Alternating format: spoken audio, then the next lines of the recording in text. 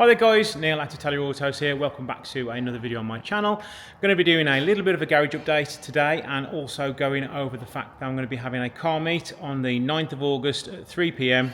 It is a ticketed event because I am limited on the amount of cars I can have here. I'm going to say 30 to 45 cars. Don't know where they're all going to go, but we can sort something out anyway. So the entry fee is going to be £5 per car. I've also arranged for a food wagon to be here, which is going to be putting on some barbecued food, which should be tasty. Here's some pictures of it now.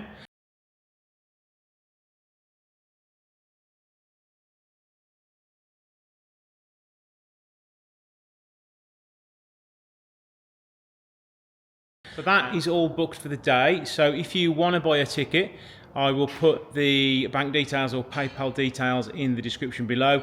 So you can pay via PayPal or bank transfer. I will put the details in the description below. If you are local to me and you want to come, just swing by and drop me a fiver, and I will note your registration down if you're paying by if you're paying via bank transfer or PayPal. Stick your registration on it so I know who's paid and who hasn't and who's coming in what car. So it should be a good fun afternoon where we can all get to see your cars, and you should get to see some of the projects that are in the workshop going on. And while we're here, we shall talk about what's been going on. Well, if you notice, one car is missing from the workshop. The Fiat Barchetta is sold and gone. The gent who purchased the black Giulietta, he saw it was for sale, his wife loved it, so they've purchased it and gone on their merry way with it now. I did do a little bit of work to it. I will put a little bit of a video in now for you to watch. So after results on this one, I'm thinking about offering resprays again for people. Like an example cost would be a GTV stripped down with a glass still in respray for £2,500. Yes, it'll probably have some imperfections in it, but it'll still be a pretty good paint job. So if you're interested in taking that up, watch the rest of this video and then send me an email if you're interested.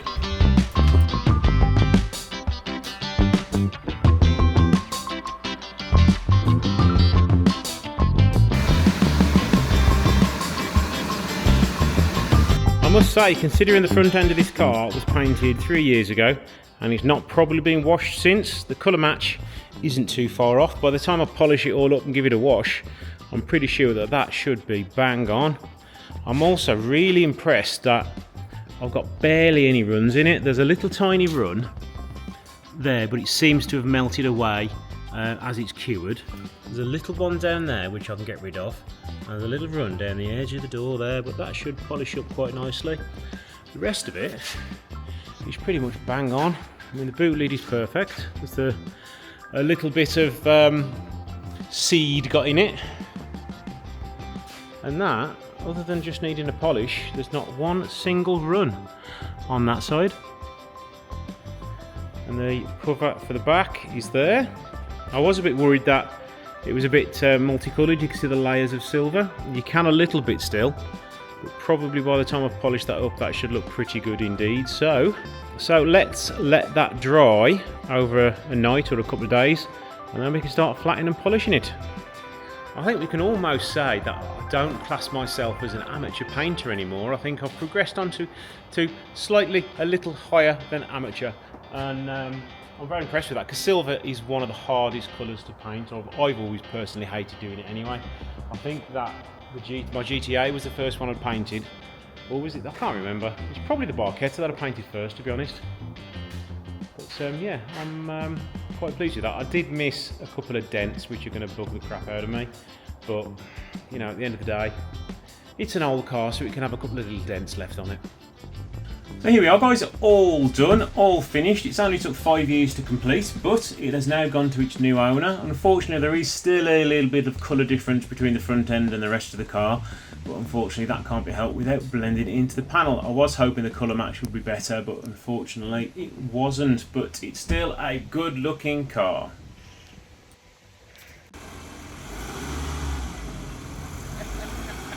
Have fun! Have you got your sun cream? Yeah!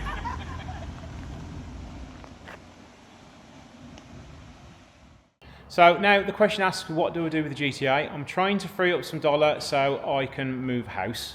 Long ways off yet, but that's the plan.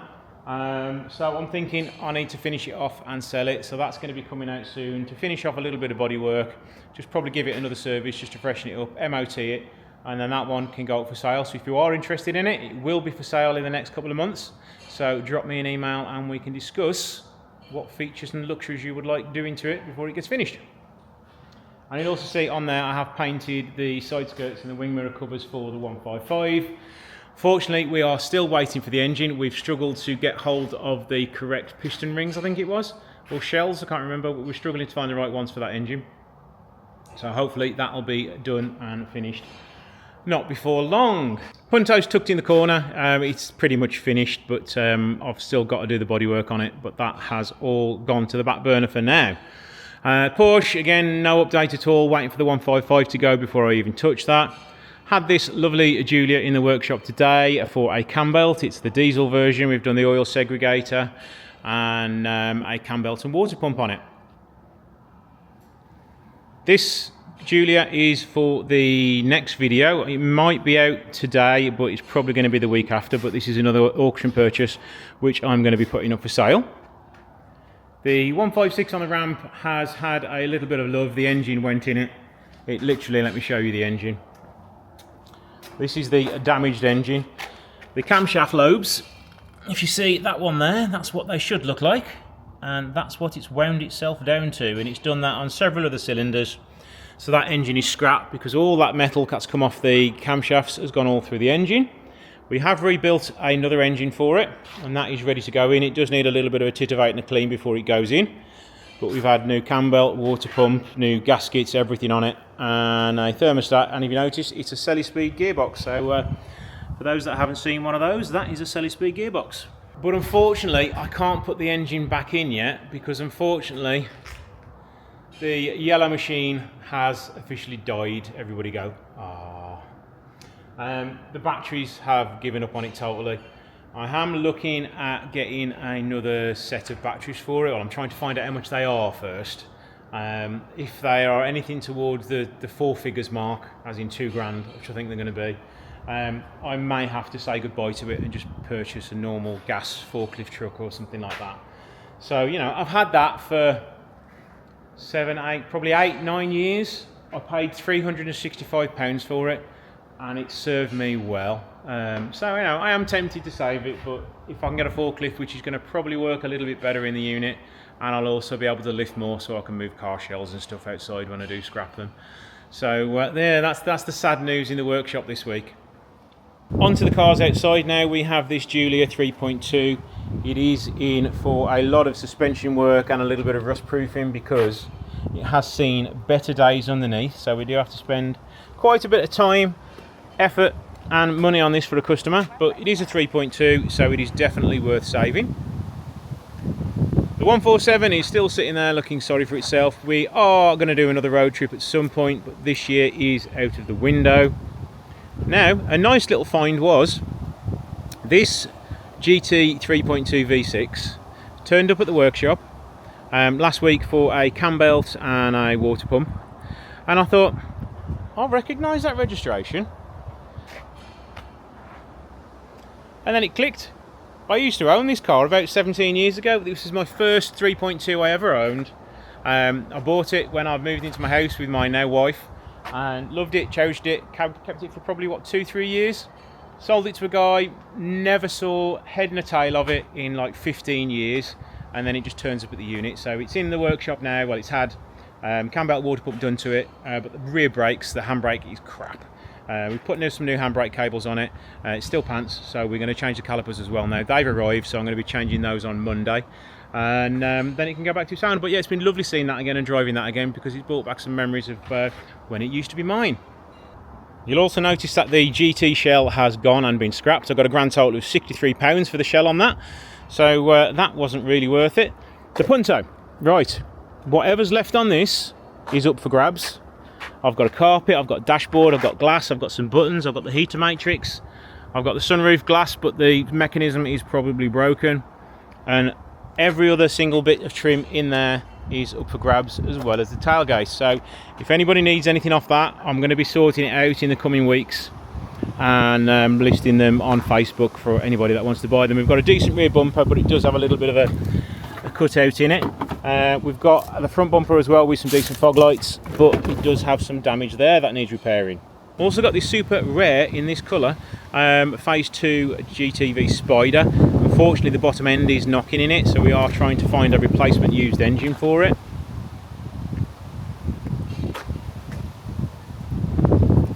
Calibra, still not been touched, don't have the time, needs the fuel pump, no update on that.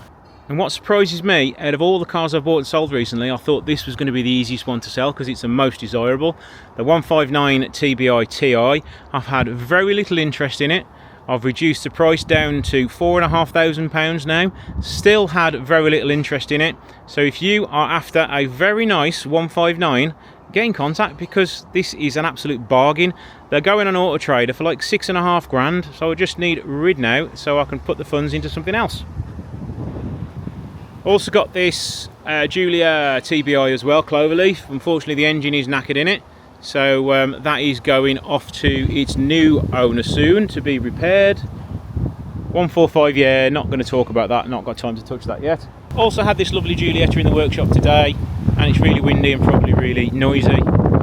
This has had a thermostat and a service, and even better, had this super rare 595 Scorpione, I want to call it. If I've got that right, if I've got it wrong, tell me. This has had a service and some rear brake pads, but I do quite love those gold wheels. That is one hell of a good looking car. And it's super windy, so my hair is getting blown everywhere. And yeah, some people have commented in the videos about my hair.